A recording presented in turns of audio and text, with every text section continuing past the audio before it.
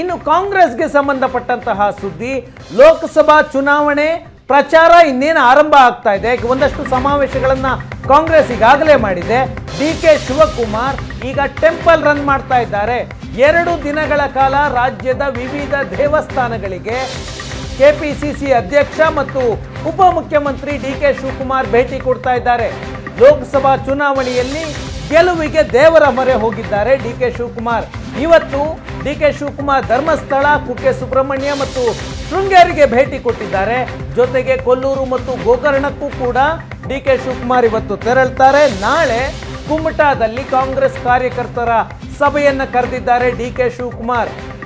ಲೋಕಸಭಾ ಚುನಾವಣೆಗೂ ಮೊದಲು ಡಿಕೆ ಶಿವಕುಮಾರ್ ಹಲವು ದೇವಸ್ಥಾನಗಳಿಗೆ ಭೇಟಿ ಕೊಡ್ತಾ ಇದ್ದಾರೆ.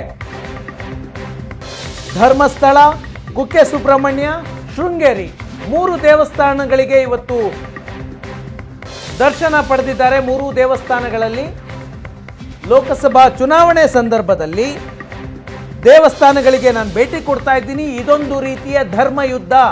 ಈ ಧರ್ಮಯುದ್ಧಕ್ಕೂ ಮುನ್ನ ನಾನು ದೇವಸ್ಥಾನಗಳಿಗೆ ಹೋಗ್ತಾ ಇದ್ದೇನೆ ಅಂತ ಡಿಸಿಎಂ ಡಿಕೆ ಶಿವಕುಮಾರ್ ಹೇಳಿದ್ದಾರೆ. ನಾವು ನಂಬಿರುವ ಎಲ್ಲ ದೇವರುಗಳ ಪ್ರಾರ್ಥನೆ ಮಾಡ್ತೀವಿ ಅಂತ ಈ ಸಂದರ್ಭದಲ್ಲಿ ಡಿಕೆ ಶಿವಕುಮಾರ್ ಮಾತನಾಡಿದ್ದಾರೆ.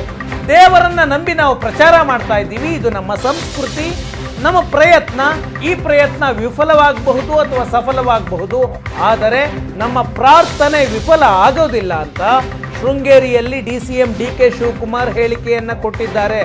3 ದೇವಸ್ಥಾನಗಳಿಗೆ ಇವತ್ತು ಭೇಟಿ ಕೊಟ್ಟ ನಂತರ ಶೃಂಗೇರಿಯಲ್ಲಿ ಡಿಕೆ ಶಿವಕುಮಾರ್ ಮಾತನಾಡಿದ್ರು. ಧರ್ಮಯುದ್ಧ ಎಲೆಕ್ಷನ್ ಇದು. ಆ ಧರ್ಮಯುದ್ಧ ಆರಂಭವಾಗುವುದಕ್ಕೂ ಮೊದಲು ನಾನು ದೇವಸ್ಥಾನಗಳಿಗೆ ಭೇಟಿ ಕೊಡ್ತಾ ಇದ್ದೇನೆ ಅಂತ ಡಿಕೆಶಿ ಹೇಳಿದ್ದಾರೆ. ನಮ್ಮ ಧರ್ಮ ಯುದ್ಧ ಪ್ರಾರಂಭ ಮಾಡೋಕ್ಕಿಂತ ಮುಂಚಿತವಾಗಿ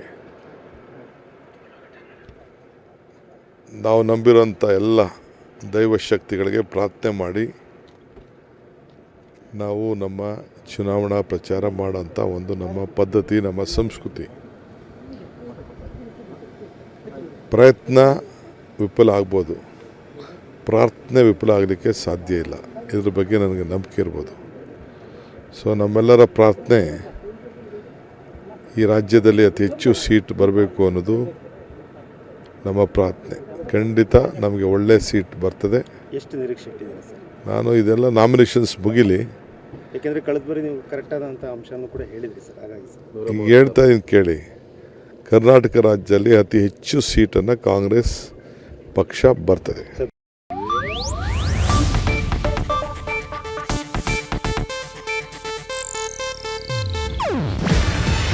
ಇದು ಏಷ್ಯಾನೆಟ್ ನ್ಯೂಸ್ ನೆಟ್ವರ್ಕ್ ಪ್ರಸ್ತುತಿ. ನೀವು ನೋಡ್ತಿದ್ದೀರಾ ಏಷ್ಯಾನೆಟ್ ಸುವರ್ಣ ನ್ಯೂಸ್.